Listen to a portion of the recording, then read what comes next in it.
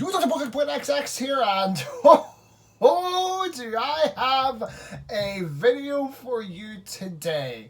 So I was scrolling through Twitter about maybe 10 minutes ago, and I saw a post about an article that was written on a site called GameRant.com. I've never even heard of this fucking site before in my life.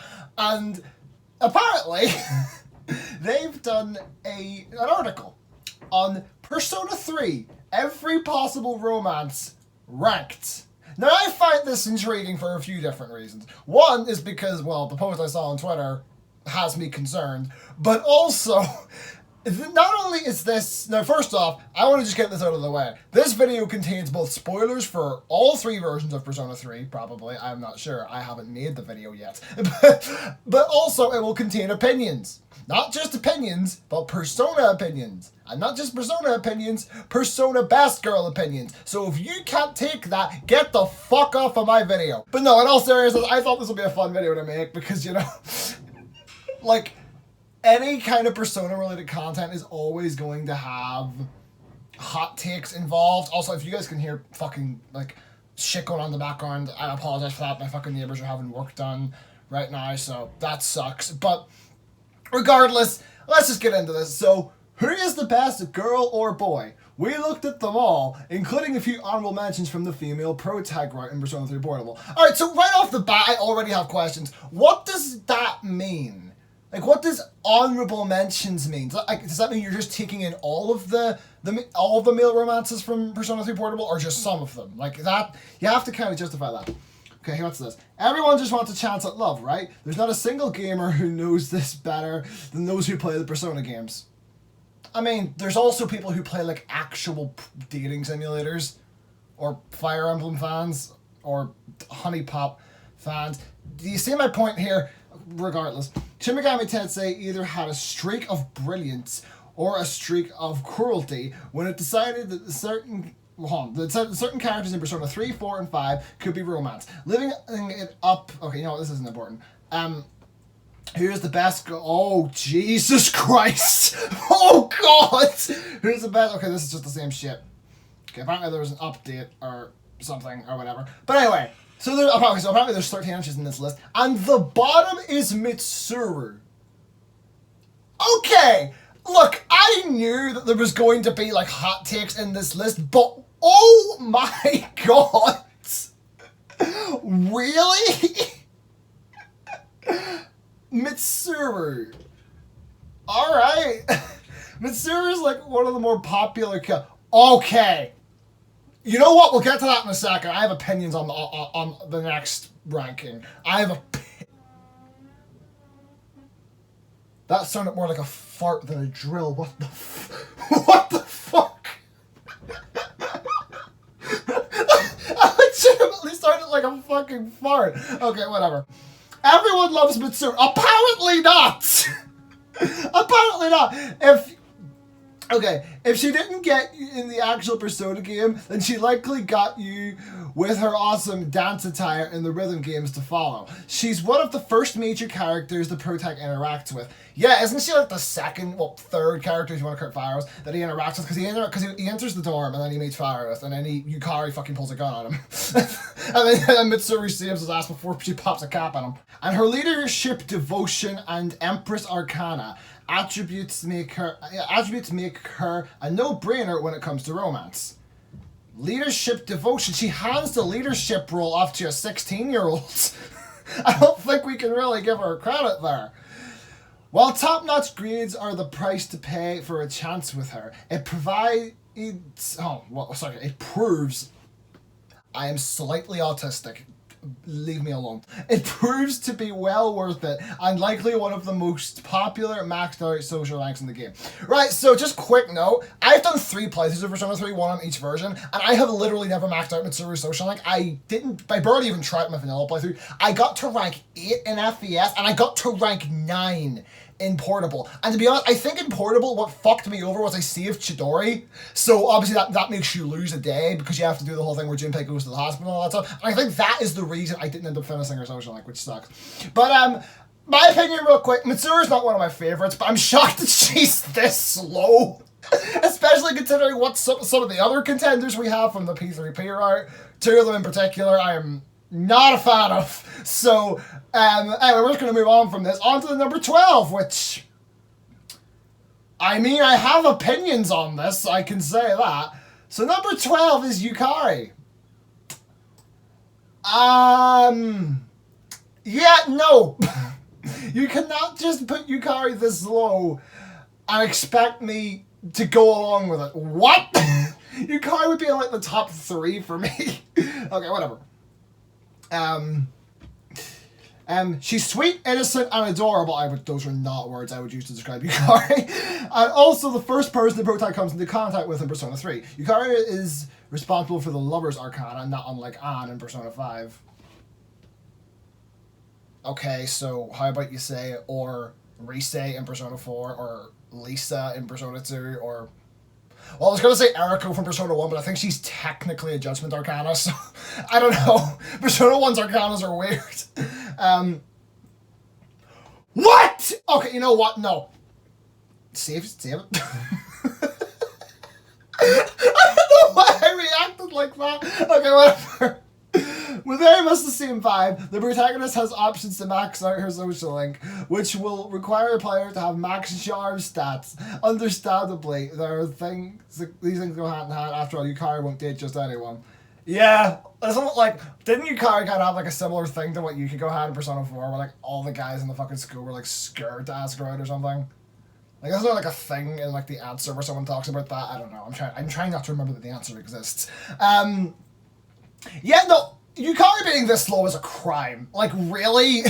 Yukari, like, until FES came around, Yukari was, like, basically, you know, every Persona game has the canon love interest. Like, you know, fucking Persona 3 has, well, it had Yukari, but then it was kind of later retconned to be Aigis. Persona 4 had Rise and arguably Marie as well. Persona 5 had Makoto or Kasumi. I still don't know where I stand on that. Whatever. Number 11, Fuka. Right, actually, hold up. Let me check this out. Social Link starts July 24th onward. Right, okay, hold on. So here with Fuka, it says Social Link starts, and it says the different dates for FES and Portable. Why doesn't it do that for Yukari? Because Yukari, yeah, July 24th, that's the FES date for when her Social Link starts. But in Portable, you can start her Social Link way before that. Like, she's like one of the first social links you can start in that game, so... Well, as the female protagonist, that is. Which I guess they're not... Actually, I guess they're not counting the female protagonist in this. Oh, wait, so does Fuka's date just change in Portable? Interesting. Also, yeah, Fuka being at number 11 is complete fucking bullshit. Fuka should be way fucking higher than this. I know a lot of people don't like Fuka, but, I don't care, frankly, so... Whatever. Fuka is an interesting character. Not only is her design the most visually intriguing, really, but her romance route is a bit of a humorous one. Fuka requires a full courage stat to max out. Fuka requires a full courage stat max out. That's a very weird way of phrasing that. Mainly because the real challenge lies in the protagonist having to eat her cooking, which they just recycled in Persona 4, and whatever. This isn't the skills she's great. And this isn't the skill she's great at, and this, interestingly enough, mirrors one method of maxing out guts in Persona 5 by completing the Big Bang Burger Challenge. Yeah, but the challenge with the Big Bang Burger Challenge isn't because it's hard, isn't because it's bad food, it's because it's fucking a lot of food, whatever. What is it with these games and needing the courage to eat massive amounts of food? It's not massive amount, it's just the quality of Fuka's food that's the problem. But yeah, no, Fuka would be like number 2 for me. I'm not even fucking kidding. I know a lot of people are going to disagree with that, but so hold up, so you have the 3 like original party member romances from the original, because Aigis was not romanceable in the original Persona 3, remember. So you have the first 3 party member romance options at the bottom. What? Like, if Fuka was somewhere close to the bottom, I'd at least understand, because a lot of people don't like Fuka, but with Yukari and Mitsuru, well, a lot of people don't like Yukari as well, but with Mitsuru, it's like, really? Okay, who's next? I'm scared to scroll down. Yuko Nishiwaki. You put Yuko above all of these? Really? I've, like, never actually done Yuko Social Link. Like, I started it at one point. Okay, I think Chihiro's next, which, once again, I have opinions on. But, yeah, I don't really know that much about Yuko. So I'm not really going to have much to say about this. Social links, ask her to walk home after joining the sports club. Yeah, she's one of the ones that you unlock through another social link. She unlocks Siegfried, which is a really, really good reward. That almost makes doing her social link worth it. I was only ever able to use Siegfried in Portable whenever I did Koromaru's social link. Where sports are concerned, Yuko is the top star athlete. Is she? I don't know.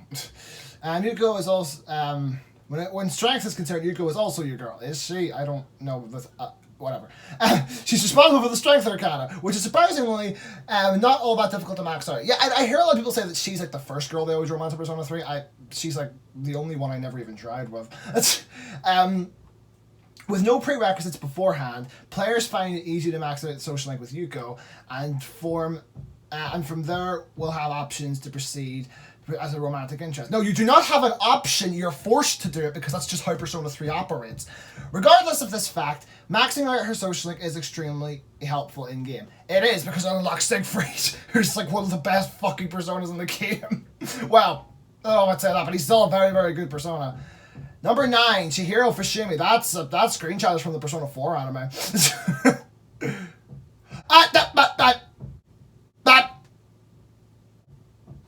Keep it together. Keep it together. Keep it together. We'll get to that in a second. Oh boy. Right, social link starts May. Must be spoken to 3 times before. Yeah, she doesn't really... She kind of has a prerequisite, but not really. She was the first girl that I romanced in Persona 3. Mostly because I just recognized her from Persona 4, so I was like, familiar face. And what can be said about Chihiro? I am not reading this. I am not reading that line. I'm just not. She's incredibly socially awkward around boys and gets flustered and nervous. That's because she has a phobia. While she's not as important as the others, she's pretty easy to max out. What do you mean she's not as important? She's about as important as Yuko, story-wise. Well, actually, I'd argue she's more important than Yuko story-wise because it's like, at least you meet her through the student council, which is something that you're forced to do. Well, I guess you are forced to run the sports club, aren't you? Actually, no, wait, are you? I actually don't remember. She's the student council treasurer and later the student council president, as we found out in Persona 4. It makes sense that the player would need a pass around... What? Would need a pass around... Would need to pass around... Wait... The player would need to pass a round of questions before having full access to her social link. Okay, for some reason I couldn't read that. Upon providing 3 correct answers, she's then available throughout the entire game with no additional limitations. I don't even know you had to get the answers right. I just did it. But yeah, Chihiro, she'd be a lot higher on my personal list, but I understand why she is this low. The next one is like... What is wrong with you? Why? Why is she this... Oh god, they've done this with Persona 5 as well. Oh, Jesus Christ. Okay, am I going to end up looking at all of these now? Oh, Jesus. Arcana, Chariot, or Aeon. Well, no, she's still technically the Chariot. It's just her Arcana. It's just her social link that's the Aeon. They did that with a few of the party members in Persona 3. Thanks to just, like, how things work. Metatron. I actually never fused Metatron in P3. I know she was good. I know he was good in P5. Okay, so if you guys aren't also they use the Japanese spelling of Aigis. I'm not entirely sure why, but right. For those of you who are not aware, Aigis is literally my favorite girl in all of Persona. So this has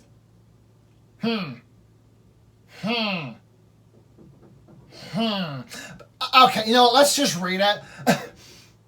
While it's true that Aigis isn't technically considered part of the romance ring that the Persona series is known for, her route does end romantic. What do you mean she's not technically considered part of the romance ring? Yes, she is. Portable proves that. Because remember, in Portable, you have, like, the extra dungeon dialogue, where, like, if you talk to somebody after finishing their social link, like Alone in Tartarus, for example, they'll like get all flustered and shit. And Aegis has that, but there's also a thing, if you romance all three of the usual party member girls, obviously not including Furuka because she's your navigator, and so if you have a party of Aegis, Yukari, and Mitsuru, after romancing all of them, like, it makes a joke about how you have all your fucking girlfriends in the fucking thing with you, and it's like, this is awkward. So, she is considered a part of the romance. Like, why wouldn't she be? I don't understand why he's...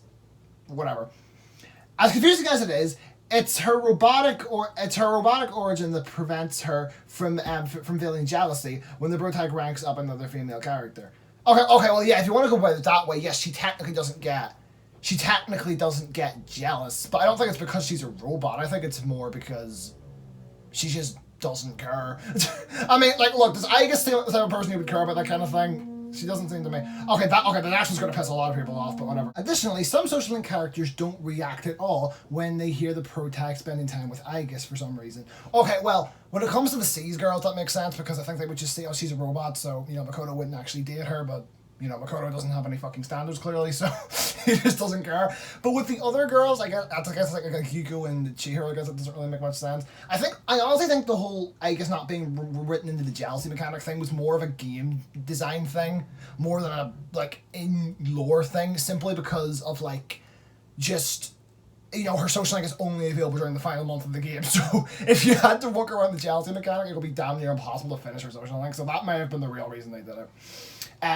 Also, I feel like they spent more time here talking about the weird mechanic of her social link, rather than how good Aegis actually is as a romance option. In my opinion, Aegis should have been number one, simply for the fact that she's clearly the one that the game wants you to go with, and also you can do Aegis with both protagonists, male and female. I think that alone should make Aegis way higher than this. But then again, the same thing could actually be said for the next one, which is Elizabeth. So we're going into the, oh god, this next one's gonna have, okay, I'm gonna have a lot to say about this next one. But regardless, right, so I have a bit of a hot take. I don't like Elizabeth that much. Everybody fucking loves Elizabeth. Alright, what in God's name? Everybody seems to fucking love Elizabeth. Alright? Like, say she's the best, like, Velvet Lieutenant and all that stuff. I don't like her that much. I think she's actually really annoying. Like, I don't know. Maybe it's just me. I just don't think... whatever. I mean, here's the thing. I actually didn't do Elizabeth's romance either, in the male route, that is. I did it in the female route. But it's really, really different in the female route, and it's not really the same. But I did do it as in the female route. I don't know. I just don't like Elizabeth that much. I think she's annoying. Like, fuck me, especially since I've been playing Persona Q recently. Fuck, I hate her so much in Persona Q. I hate pretty much everybody in Persona Q. So, whatever. Elizabeth plays an important role in the player's journey throughout Persona 3. Serving as the main Velvet Room attendant. What do you mean main Velvet Room attendant? There only is one. She's also a romance option, and for the male MC. She's also technically a romance option for the female MC, but whatever. Though it is worth noting that she isn't technically a social link. She is not. Players can progress through her story by completing a myriad of requests she has available. Completing each one gets the player a certain reward. Completing Elizabeth's final dating request, available on December 12th in-game, allows the player to fuse... Oh, really? I actually didn't know that. But, yeah.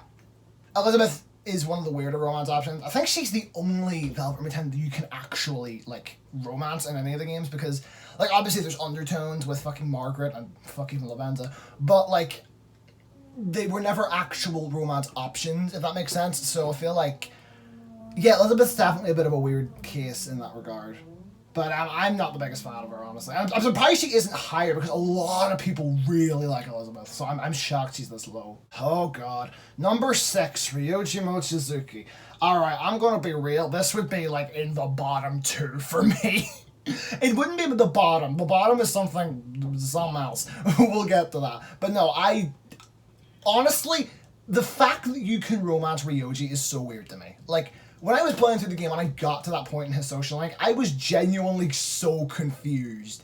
I just didn't... I was like, why? Why is Ryoji a romance option? Especially considering, like... I mean, the female protagonist, right, is made for people who have already played the original Persona 3. Like, the game tells you that up front. So the fact that, like, you can choose to romance Ryoji is just weird. Like, I don't know. That never really made much sense to me. Regardless, in Persona 3 Portable, the players are given the option to choose the route of a female protag. This opened up an entire new world, including the option to romance male characters. Of those characters is Ryoji, whose story ends in tragedy no matter which route the player takes. Exactly, so what the fuck's the point? You know what? I say that, but my favourite like male romance option in the game is the exact fucking same, so I can't even use that as an argument. With that being said, his storyline is one of the most emotional, earning him a top place on our list. Despite this, the player has just under 2 months in game to max out the social link as much as possible. With Ryoji, I think you literally have to hang out with Ryoji at every single possible opportunity in order to properly finish out a social link. So he is a hard one to max out, but yeah, I don't know. I just don't like the fact that he's a romance option. That was so weird to me. All right, so who's next? Who's number 5? Baby. Is Baby a romance option? I actually didn't know that. Really? Is Baby a romance option? Hold up. Really?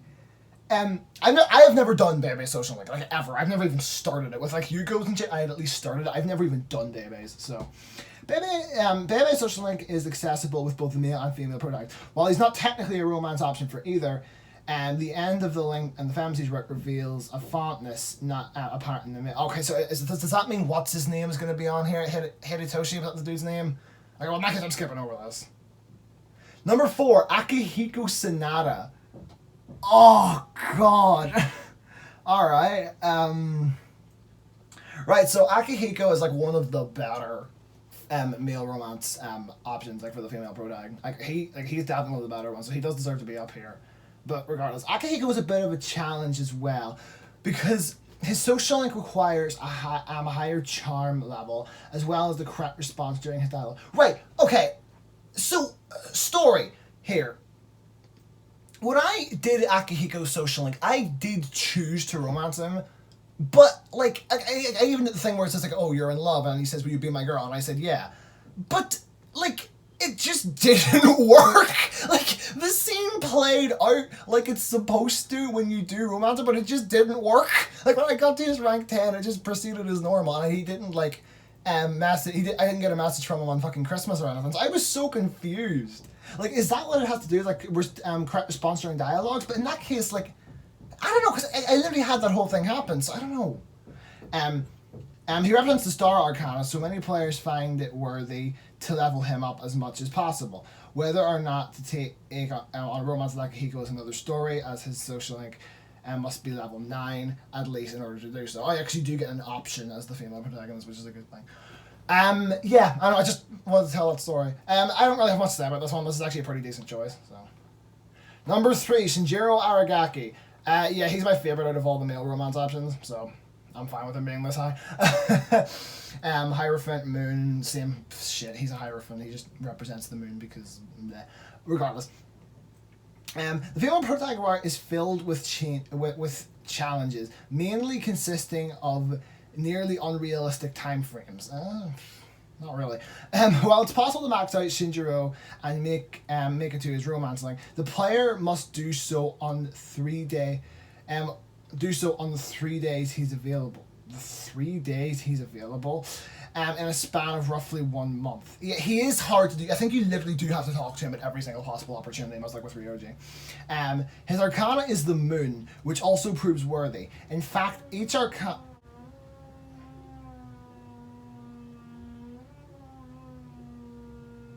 Hey, yo, do you mind?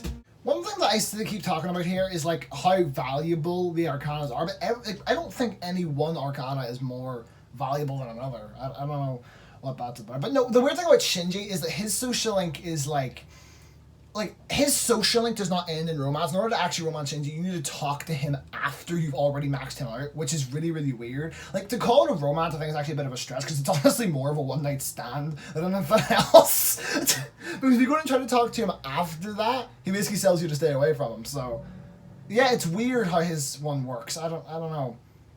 But he's definitely my favorite of the bunch. Well, then again, I guess there is like the ending scene you can get with him in New Game Plus, which is literally what this screenshot is from. So, yeah, I guess there is that too. So, I don't know. I never saw that scene. Jesus Christ. Right, number 2, Ken Amada. This is actually the screenshot that made me want to make this video. They put Ken at number 2. Right, so some of you might know, recently there was a mod released for P3P that removes the Ken romance option because the kid is 10 years old. The kid is 10 years old. Jesus Christ. But no, the kid is 10 years old. You can romance him. Like, why? That's awful. Okay, let's see here. Ken plays an important role in the original Persona 3, but his character is expanded upon and considerably important. That goes for Shinji as well. Ken is given a social link in the female protagonist route, occupying the Justice Arcana link instead of Chihiro. Like most of the male C's members, Ken is possible to romance in Portable. Ken's social link... Okay, are they using hammers now? Okay, whatever. Ken really provides something, a much needed insight into his past and how it felt. So you're not even basing this... I feel like they're basing these more on the social links themselves rather than the actual romance options, which is really, really stupid. Like, also, I love how they used, like, Ultimax Ken to make this seem less creepy. That's funny as fuck. But yeah, no, Ken should have been at the very bottom. Like, the fact that you can even romance Ken is really, really dumb to me. Like, I don't know. So, number 1 is Theo.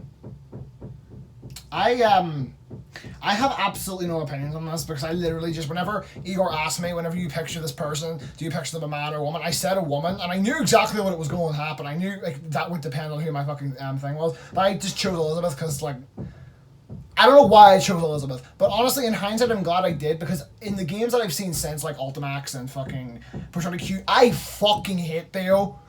So I'm kind of glad I didn't. But yeah, the fact that I also hate Theo should kind of tell you that I'm not happy about this. Why is he number 1? Right, I also want to point something out. Notice how all of the female protagonists' links are actually all above the male protagonist's links. Like, honestly, I would have put... If I'm trying to be objective about this, I would have put Aegis and Elizabeth as number 1. 1 and 2. Simply because they are romanceable in both routes. That alone would have put these two at number 1 and number 2. Right? And then beneath that, I would have gone with Yukari for obvious reasons. Then I probably would have gone with someone like Akihiko or Shinji or someone like that. I don't know. I'm just... Also, the Bebe being on here is really, really dumb. Like, if you wanted to include, like, someone who's not technically a romance, you could have just done Junpei in there. I think most people would have been fine with Junpei. You know what I mean? So, but I don't know. This list is just fucking weird, dude. Like, they had Ken at number 2 and Theo at number... Why? Ugh. Alright, well, apparently they did this for the other Persona games too, so fuck, while we're here, why don't we just do Persona 4 and 5 as well? You know what, let's just do this. Like I said before, okay, right off the bat, we're off to a better start. Right off the bat, that's a better start. But, alright, so I want to get out of the way, out of the modern Persona, actually, yeah, out of the modern Persona games, Persona 4 is my least favorite of the bunch. Now, it's not that I don't like the game, I actually think Persona 4 is a really, really good game, but it just didn't resonate with me the same that 3 and 5 did, so maybe I might be a little more indifferent to a lot of these ones, but regardless. One of Persona 4's main RPG elements is the romance. Some of them were amazingly endearing, and some, well... You can say that again. Part of the reason why Persona 4 became so popular was the integration of RPG elements mixed with social game, mixed with a social game. Well, Persona 3 did that first, but whatever. Players assume the role of Yu, who is a student by day and an otherworldly warrior by night. Well, no, technically not, because you can't actually go into the Tibia world at night. That kind of goes for Persona 5 as well. It sounds weird, but it became... Oh, Jesus Christ. But it came together terrifically well. Of course, this can be thanked to its predecessor, Persona 3, which first adapted these elements into the series. Okay, at least you acknowledge that. Alright, so this part's just talking about how Golden exists and saying something about Joker from Persona 5. I don't know. Let's just get into this. So, number 8, the bottom, is Ayane. Okay. I actually agree with this. Ayane, here's the thing. I know Ayane is technically the same age as, like, Kanji, Rise, and Naoto, but she looks younger than Nanako. Like, dude, why? Ayane can be encountered at the school if the player decides to join the band club. Seems like a typical romance meetup, right? The thing that weirds us out about Ayane is her design. While she is closer to in age to you, she looks like she could be his. She looks like she could be his sister. That is to say, her face looks younger than younger, like a 6-year-old. We know Japan is into some weird stuff, but you don't go for her, man. This list is already way better. Please don't get into the sister complex. Please don't get into the sister complex for this relationship. That is advice we would give to him if we asked. Okay, so whoever wrote this is clearly an actual Persona 4 fan. I can appreciate that. Ayana's link will become available. Okay, let's just talk about this. But yeah, that is the main problem with Ayana, is her design. She looks younger than Natoko. And it's like, oh, yeah, no, that's the reason I just don't think she's good. Also, why does she look like she could beat the fuck up here? What the hell? Alright, so, wait, so... Oh, okay, hold up. So I think the way they're actually doing this is that there's 8, so they're going worst, best, worst, best, worst, best. So it's like top 4 worst and best. So they give you the 4 worst and the 4 best. But my problem with that is, Marie is in best, which means one of the party members is going to end up in worst. If one of the party members has to end up in worst, there is one in particular I want it to be, but I'm not going to say who it is. Anyway, best, Marie. Like Madonna, okay. Marie, mysteriously, only has one name, as she comes from the other world. She is the big new addition of the Vita port Persona 4 Golden. She may not be a party member, but we absolutely adore her design. Her design, love of poetry, and how she fits into the youth story. Okay, the love of poetry is just fucking annoying. The poetry was the worst part of Maria, I think, because it's just so fucking annoying. We don't want to give away anything, but the way the relationship ends up is intense. That's true. This is all to say we did not see this one coming. Because of that, it's hard not to recommend players going in the way, as it were, with Marie. Okay, fair enough. Okay, so putting Marie in best is going to be very controversial because there's a lot of people that do not like Marie. I'm indifferent on her. I don't hate her. I don't love her. She's just alright. She's not an awful character, but she's not really a great one either. I don't oppose to her being that, and I think the stuff that she adds to the game does make the game story better, and it explains a lot of stuff, but as a romance option, I don't really know. It's kind of hard to say. Oh, Jesus Christ. So the next worst one is Ai Ebihara. Ayane may have a weird childlike face, but at least her personality was good. Ai Ebihara was extremely hard to get to know due to her negative outlook. She comes across as mean and selfish, but getting to know her will reveal how timid she is. Her willingness to open up to you despite her setbacks is touching. But at the same time, this journey again was a bit of a hike, and one where we aren't exactly sure you or any guy would really want to stick for. Okay, look, I think Ai is a great character. I actually think her social link is really, really well done because her social link can be reversed at several points, and there's even like a fucking false romance you can go down with her, like early in the link that you're actually supposed to turn down, otherwise it'll break the social link. It's really, really interesting. So her being in worst is actually kind of, I'm not sure I agree with that. I think she's actually one of the better options. Oh, Jesus Christ. Number 5, Rise Kuchikawa. Oh my, I can't believe Rise is actually like lower than like, really? Okay, I'm surprised Rise wasn't way higher. Rise Kuchikawa is without a doubt. This was the cutest girl in the game. Yeah, pretty much.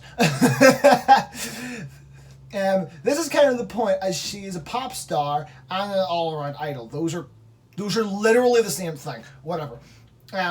Everyone wants her, but she doesn't want anyone else but you. That's true. She is obsessed with this motherfucker.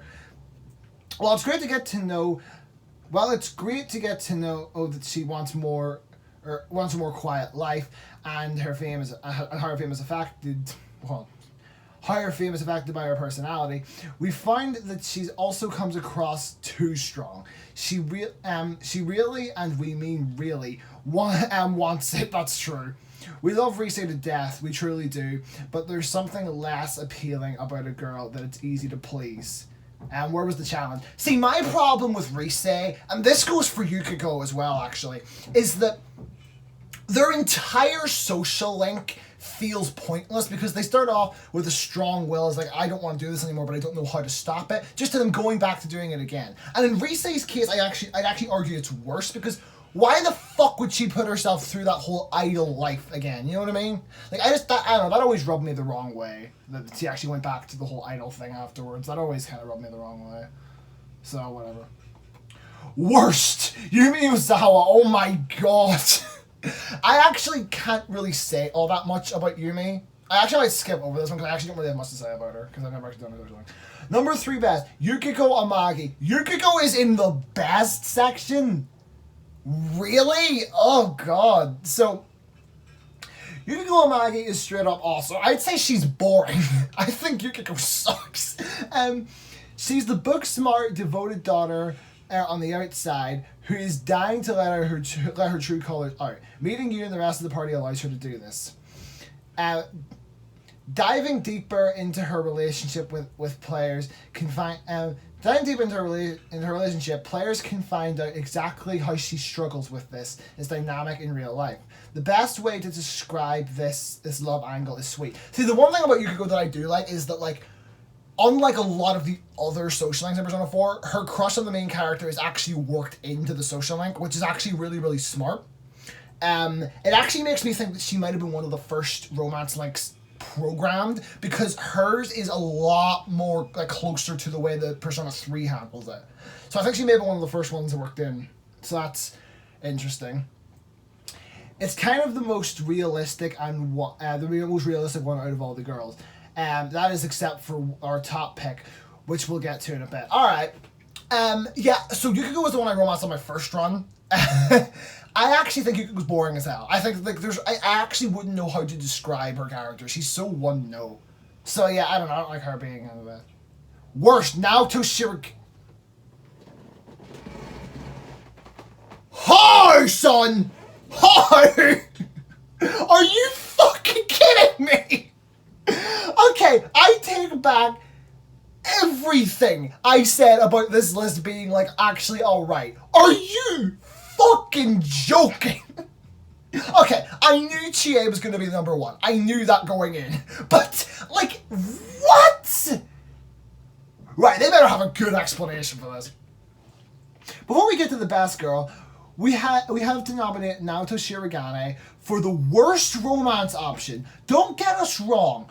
We love the idea of a female detective, but because she's introduced so late in the game, it's pretty hard to get to know her. Besides that factor, there is a big reason why we think you and Naoto shouldn't be together. That's because she is meant for Kanji Tatsumi. Okay, I should have seen that comment. Is Kanji gay? Kanji is not gay. The game never says, but because Naoto looks boyish, we can at least assume he has a thing for more masculine females. So they are great together. Right, I've heard this argument before. I think every Persona game has a character that is like this, where it's like, I don't want to get with them because I think they're better off with this character. I think every Persona game has, like, Persona 5 has, who did Persona 5 have? I think in Persona 5, the one that you hear about the most is, like, I think Anne. People say Anne should be with Ryuji instead. But, no, okay, so I understand this, but that does not change the fact that Naoto is the best fucking option in the game, in my opinion. Go fuck yourself. I fucking love Naoto. So, yeah, nah, I am not okay with this. Number 1, Chie Satonaka. Alright. Chie Satonaka is our pick for best girl. Okay. Is she the cutest? No. Is she the sweetest? Definitely not. What drives her home for us is her loud personality. She loves kung fu movies, steak, and being with the boys, along with getting in some good girl time every once in a while. You could go maybe the best example of a romantic relationship in game, but Chie is just too cool and not to root for. Also, because she's sort of a tomboy, she's a bit more of a challenge to win over compared to Yukiko. Well, no, it's not really. Honestly, if you want, like, a tomboy who's a challenge to win over, you should have put Naoto. Because Naoto is not easy to romance. You actually have to say the right things to her in order to get her. With Chie, it's not like that. Right, okay, so I'm going to be honest, I'm not the biggest fan of Chie. I think she's better than Yukiko because Chie is an actual character, unlike Yukiko. But, my thing with Chie is that she's really annoying sometimes. Like, I think, like, people always talk about in Persona 3 how, like, it's like, how do Yukari and Junpei function? But I think Yosuke and Chie are far worse. Like, I feel like these two need to be kept like so far apart from each other, and Chie is just so shitty to him, and it really fucking pisses me off. So yeah, not the biggest fan of Chie, and I do not like they put Naoto as the worst. How the fuck does one come to that conclusion? How? Oh god, this went from like all right to really bad really quickly. Jesus Christ. Okay, last but not least, we have Persona 5, and it does include Royal, so that means we have 10 to go with here. Persona 5 has a bevy of romance options, some better than others. Today we're checking out the best and worst of them. All right, whatever. Number 11. Oh, they're probably including Sai in this. Okay, whatever. That's fine. I should have seen that coming. Oh god. 11 best Futaba Sakura. Okay. I'm gonna just get this out of the way. I do not like Futaba as a romance option. I'm one of those guys who sees her as more of the little sister character, so I'm not the biggest fan of her as a romance option. I understand why people like it. I get it. Just not my thing. Futaba is an unusual character. In fact, she actually asks you to steal her heart. She's actually a lot like a Persona 4 character in that regard. More than that, she becomes a member of the Phantom Thieves after that. Her connection to your caretaker Sojiro is also very interesting. Some fans have admitted to romancing her just to see how Sojiro reacts. I actually still haven't seen how Sojiro reacts to that. However, they ended up falling in love with Futaba for real instead. Her romance is about coming out of her shell and being more comfortable with society. That involves a lot of interaction and trust with Joker, which, okay, right. Come on, you could have at least acknowledged the whole sister thing, because, like, that's how I see Futaba. You know what I mean? I can't. Okay, number 10 worst. Ichiko Oya. Okay, let's be honest, we all saw this coming. Okay, I do not hate Oya, alright? I do not hate any of the characters in Persona 5. But, like, because, like, Persona 5 is literally my favorite game ever made. Well, Royal is. So it's like, yeah, it's like, Oya is an unremarkable drunk and bad journalist. God damn. She's also one of those characters that seems way older than the main character. So does that mean like all the worst are just going to be like Oya, Kawakami? Like if they put Kawakami on worst, I'm about to fucking riot. A bad journalist who she only cares for stories that sell rather than stories that deserve to be. Did you even do her social link? That's like actually false. That is actually false. That's actually the opposite of her character. In her defense, she does. She used to be a bad journalist on cover. Okay, you know what? She's not a bad romance, but unpopular confidant. Joker is definitely better off with someone else. Yeah, here's the thing with Oya. Oya gets a lot of shit from the fan base for being like a super bad confidant. Oya is not a bad confidant from a story perspective. Her confidant actually is one of the more interesting stories of the whole game. It's just that her perks are fucking useless. Even in Royal, they're useless. So it's like, yeah. And also, yeah, she's without a doubt the least attractive out of all of the characters, but that's not what we're talking about here. Well, I guess it kind of is, but whatever. Yeah, I understand why she's this low, but I don't know, clearly the person who wrote this doesn't understand her character. Number 9 best, Kasumi Yoshizawa. Oh my god, they have Kasumi this low? Oh shit.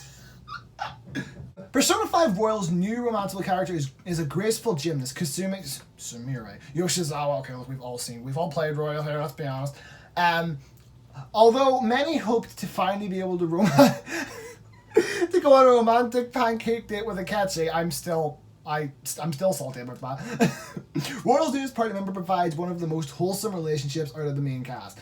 Sumire is polite, shy, and confident, and watching her shell slowly break open as you get to know her is nothing short of heartwarming. Her rank 9 and 10 confidants are quite a treat, especially in rank 9, with Joker showing his true colours as the rebellious trickster by pulling off some genuinely suave maneuvers after the two profess their love for one another. Yeah, I think Sumire has one of the best, I think she has one of the best confession scenes in the entire franchise, because she actually confesses to you rather than the other way around, which creates an interesting dynamic.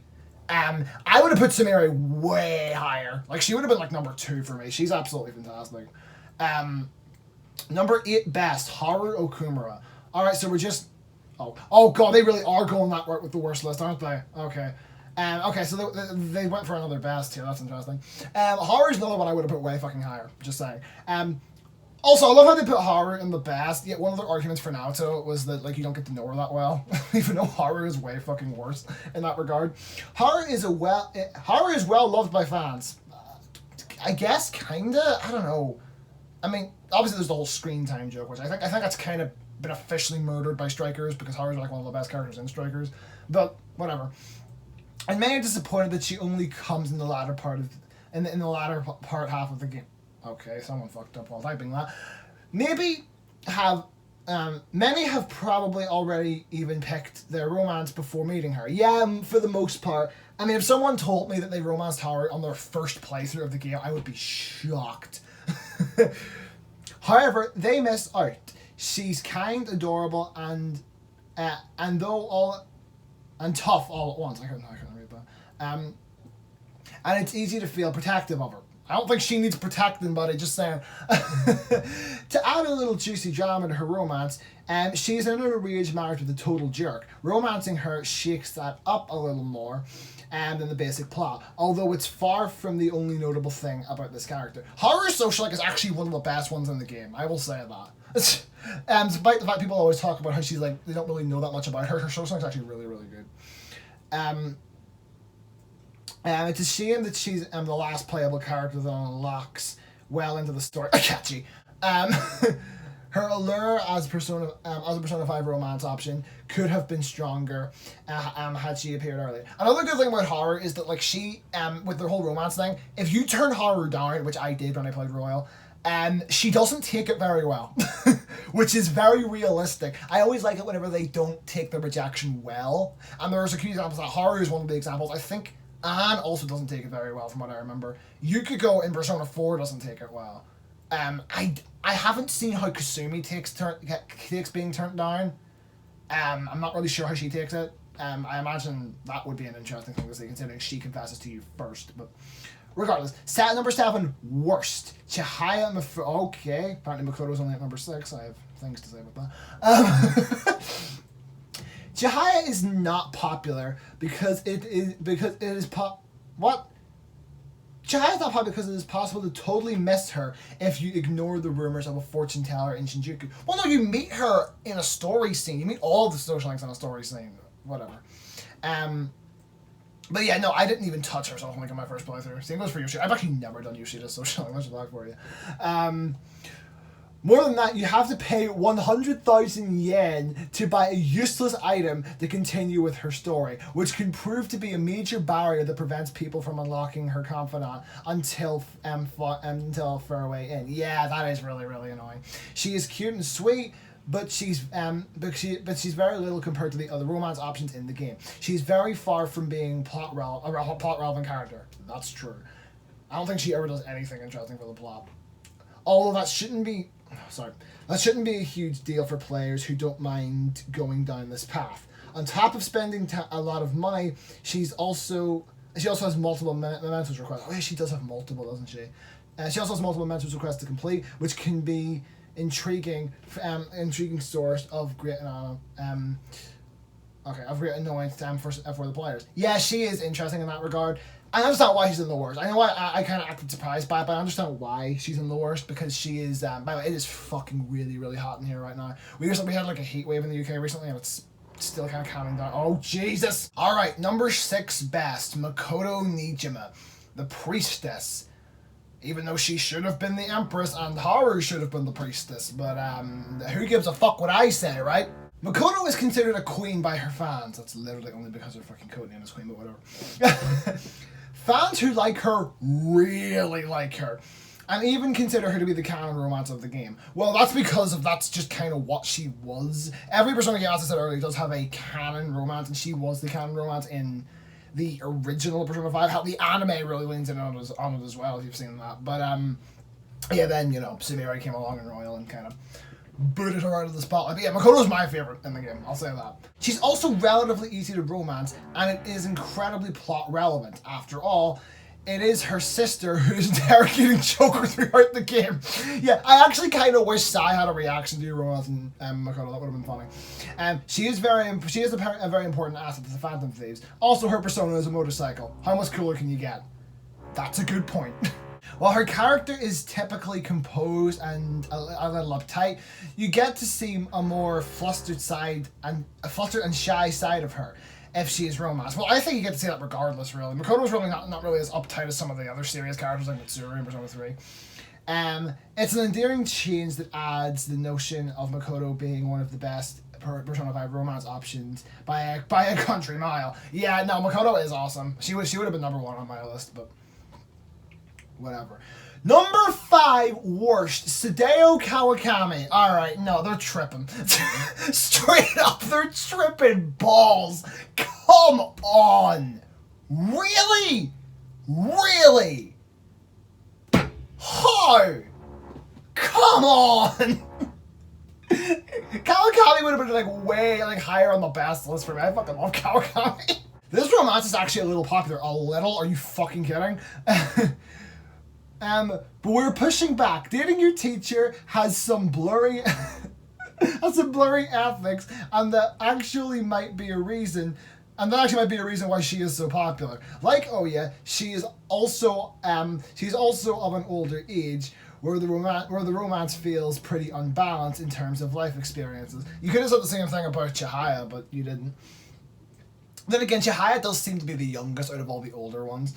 Oh god, where are they going to put Takemi? Oh Jesus. That's going to be interesting to see. Just leveling up her confidence a little crazy since she works part-time in a maid service. You can call her to clean your room. However, she is also your teacher. That's just awkward. No wonder you need a certain level of guts to call her. While the benefits for having Kawakami as a confidant can be great, the icky nature of the romance still persists regardless. Bullshit. Bullshit. I fucking love Kawakami, dude. I'm not even gonna I don't even think I have to talk about it. I mean, I understand where they're coming from, but dude, I just don't care. Best, Anne Takamaki, The Lovers. So Anne was the first girl I romanced whenever I played Vanilla Persona 5. So yeah, there is that. So this is one of the romance options I've actually seen. The girls I romanced in my playthroughs were in my vanilla playthrough I romanced and in my royal playthrough I romanced Tamire. So those are the two that I've actually seen. Well, I've also seen Futaba's actually because I saw a video of it. Anne is the first female Phantom Thief, so you get a lot of content with her. You get a lot more content with her than the other girls. That's true. Characters like Ryuji and Morgana have huge crushes on her. I don't think it's ever said that Ryuji has a huge crush on Anne. If anything, I think Anne has a crush on Ryuji, but he doesn't feel the same way back. That's what I think it is. Because Ryuji does not seem interested in Anne in the fucking slightest. In fact, those crushes can get pretty annoying and offensive as you progress through the game. With Morgana, yes, I 100% agree. Some fans have actually said that the best part about romancing Anne is to get Ryuji and Morgana. Why are they insisting on Ryuji so bad? Okay, whatever. With Morgana, yeah. I wonder if I romanced Anne and then fucking the Valentine's Day thing came. Fucking Morgana just walked out of the whole plan all sad. I was like, heh, bitch. I was just like, yeah, you little shit. I do not care for Morgana very much. But, she certainly is popular, and the main reason for that is that she's the first Phantom Thief that's available. That's true. But yeah, Anne is definitely a solid option. I understand why I'm actually surprised she isn't more popular, but whatever. The best part about Anne is that she certainly seems like nothing more than the token romance character. However, progressing into her personal story reveals a deeper and more engaging aspect of her character that makes her a fan favorite character and one of the best Persona 5 romance options. Yeah. Yes, they say she's a fan favorite, but I actually don't really hear people talk about Anne all that often. There's a lot of people who do not like Anne at all, and I don't get it. But yeah, no, she's a great character. She's a good romance option. She's not one of my favorites personally, but whatever. Number 3 worst. They actually put Takemi in the worst. I'm shocked at that. Whatever. Well, they put Hifumi this high. Jesus Christ. The woman who serves you medicine, a goth doctor, would seem like an interesting romance option choice. However, she is not very plot relevant like the Phantom Thief girls, and she also appears to be one of those older age options that there's a rift between them and Joker. Joker is a high school student, not an average one for sure, but he is still a kid. That's true. So the older romance choices are a little weird, especially in American culture. That's also true. Also, your business with her is very shady. You can test out drugs while she is kind and compassionate character deep down. She is extreme. She's experimenting with drugs on a high school kid. Well, yeah, it's shady. There's no fucking question about that. No one's trying to say it isn't. Which is a rather odd thing to do. Thankfully, her tests do end up bearing positive results, which is perhaps the only takeaway from this. Wait, so they put fucking everyone in once? Okay. That's funny, we'll get to that in a second. I wasn't expecting that. Wait, so they're saying Hifumi is the best romance option? That's a hot take. I have never heard someone say that. Well, I have heard people say that before, but like, that's not something you hear very often. Alright. Hifumi is the only girl around Joker's age that is not a Phantom Thief. Who is not a Phantom Thief, who is a romance option. She also goes to a different high school, the same one that Yusuke attends. She is a female Shogi League champion and teaches Joker Shogi. Although her passion for the sport wanes after her obsessive mother decides to use her to compensate her own failed hopes and dreams. Yeah, Hifumi's one of the best characters in the game. She's one of my favorite social links. Yeah, and I really, really wish they had have made her a party member. I think she could have worked as a party member really, really well. Same kind of goes for Mishima, but like recently.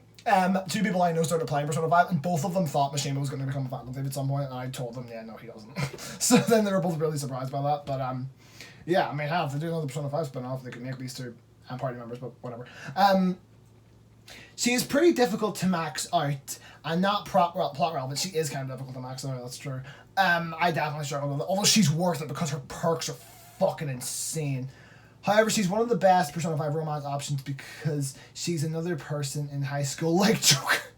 I love that's like a clarifying thing, that's funny. She may not be a Phantom Thief, but she has one of the best confidant abilities in the game. She gives you the ability to swap team members in the middle of a fight. Yeah, that is fucking really, really good late game. Which is invaluable for obvious reasons. It also makes battles in the game quite dynamic, with players having the ability to bring new party members into battle and change the flow of battle in the blink of an eye. Yeah, that was a great fucking perk. So yeah, I guess if you want to take her perks into account, she probably is the best option. But whatever. Number one worst, everyone at once. And they're using a screenshot from the original Persona 5. I can tell because Kazumi is not there. Well, that covers every romance. However, there is still one awful decision players can make in the game. They can try dating everyone at once. However, players who do that get a cutscene that has all the women come over on Valentine's Day in one of the most awkward and hilarious moments in the game.